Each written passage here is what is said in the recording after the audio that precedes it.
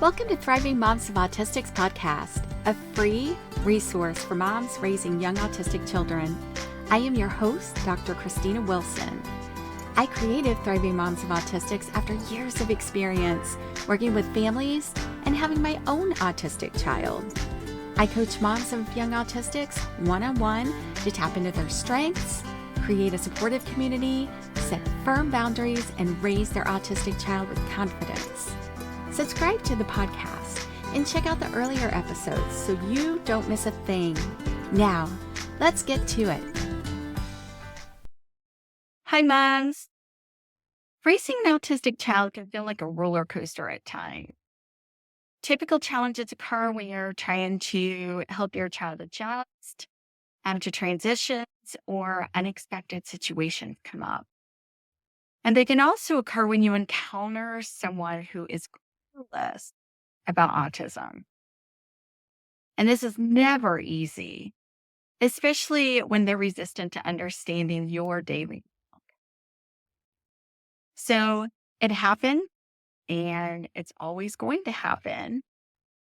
There's not a lot that you can do about other people, right? So in this episode, I explore the challenges with setting boundaries with others that are impeding on your autism journey. But you take it a step further this week and explore how to deal with those emotions that go along with it. So find full transcript for this episode at thrivingmomsofautistics.com/99 and share the podcast with other moms to help them grow in their journey as well. You can also do this by leaving a review on Apple Podcasts or even subscribing to the Thriving Moms of Autistics YouTube channel. I appreciate you. So is it possible for moms of autistics and their children to survive interactions in the world? Well, I was chatting with some fellow moms recently about taking their children out in public. And the truth is that anything can happen when we're out and about, right? So parents and neurotypicals can venture out into the world freely, and, it's just different for them. They have limited cares in the world. Not so much for moms of autistics. Lots and lots of preparation goes into it. We have to prepare our children. We have to prepare ourselves. However, you can't prepare for everything. And sometimes things just happen out in left field. And all the preparation can become just exhausting. So, is it possible for moms and their children to survive interactions with others in the world? Of course, because we're still here, right? And I'm sure you can think of millions of times this has happened. But there will be hard encounters that feel like a gut punch. And those that are super, super heavy. So I attended an event this week with my husband and my son. And there were bounce houses. So my son was just so excited. He talked about it all day at ABA and could not wait for us to pick him up and go. So I prepared him for every aspect of the visit, down to the safety and for ourselves and others, what to expect, what the rules were. My son did beautifully. I'm so proud of him. He did a great, great job. However, a woman approached and started yelling at him. It was, "Hey, blue shirt, blue shirt." And I'm thinking, who is she talking to? And then I realized my son had a blue shirt. And he was literally jumping in the corner area by himself, just kind of minding his own business.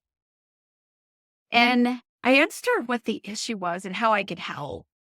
But things just went sideways. And I was trying to figure out why this random woman was injecting herself when there wasn't anything wrong. There wasn't anything that I could see that was going on. And it got worse when I mentioned that, he's on the spectrum. Honestly, the whole encounter was just bizarre. And she was so inappropriate and focused on degrading my child and me, and my child who's following the rules and doing the right thing. It made no sense to me. But then when, she learned he was on the spectrum, she was just really mean about it and really nasty. And I don't know where that was coming from because I don't know her. So I don't know. It could be anything. But still, you don't treat people like that. And she said, well, can't you just go somewhere else? Kind of flung her hand around like she was taking out the trash. I had never encountered someone who was just mean for the sake of being mean as it related to my son.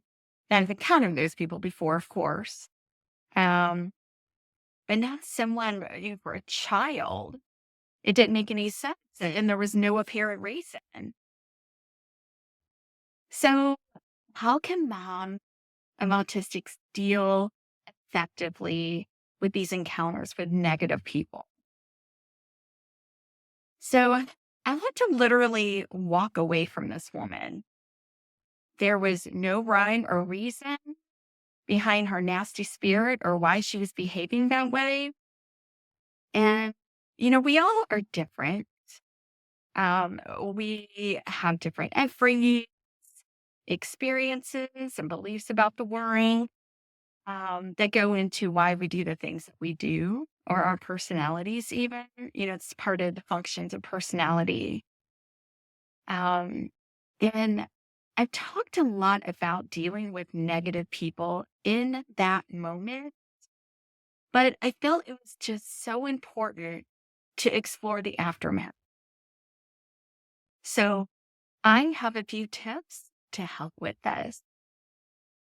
And my first tip is to acknowledge our differences and when to move on when someone isn't willing to help or is just plain resistant.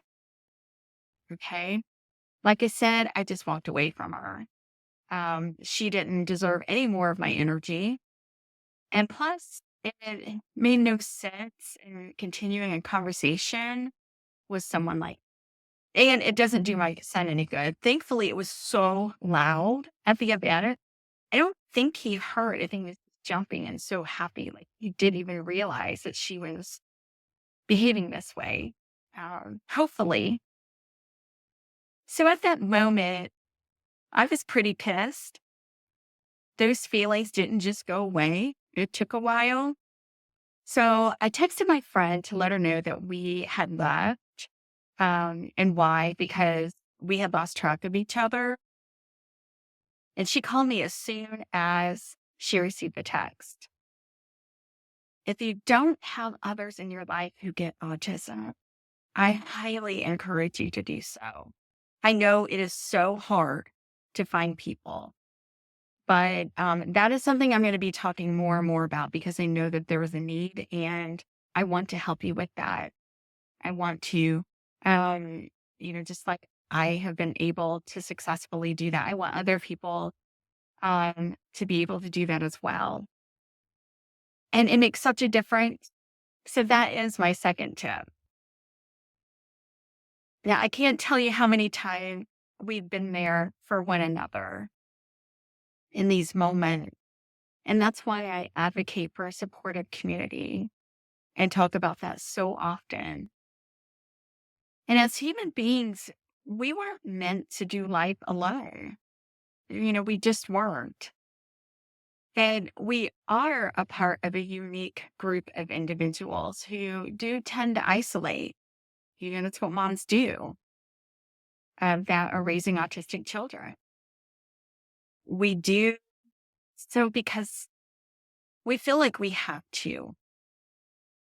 And it's so hard to find others who get it. And it's so painful when we have to deal with those who don't. So we avoid it and avoid, inviting people in and talking about things. The thing is, not everyone will get it. But the truth is that there are people who will and who do. Now, my third tip is to recognize your thought and your feeling.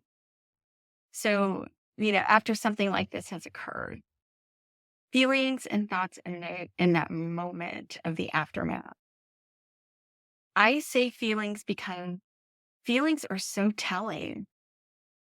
I encourage you to find a feelings wheel, and because that will help you. You can Google it. It's out there. It's a great free tool, and it will help you narrow down those feelings so you can identify it, put a name to it, and what you're really truly feeling. For example, feeling scared can mean a lot of things, right? Are you feeling helpless, rejected, or confused? You can narrow those down even further. Insignificant, discouraged, embarrassed. See how the feeling wheel works.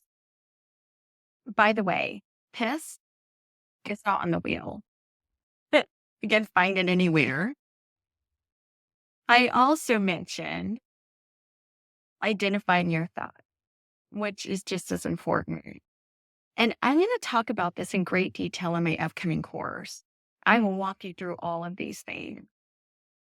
But our thoughts are often not helpful in these situations. And they uncover something deeper, what we call limiting beliefs that keep us from growing and fix our mindset. I cannot tell you how important that is. I can't really put that into words. In fact, it will change everything when you conquer those limiting beliefs, when you conquer those. Because identifying limiting beliefs that are keeping you stuck and consistently using strategies to grow and handle situations that come up along the way is key to moving from surviving to thriving in your autism journey. Now, I hope that this helped. And my bonus tip, like I said this week, is to Google and find yourself a feelings wheel this week. Okay. It's such a great tool to have, and it's really helpful. I look forward to our time together again next week. Thanks for listening to Thriving Moms of Autistics podcast. Be sure to leave a review and tell other moms of autistics about the podcast. Let's support each other. Find the full transcript for this episode at thrivingmomsofautistics.com. And be assured, you are not alone in your journey.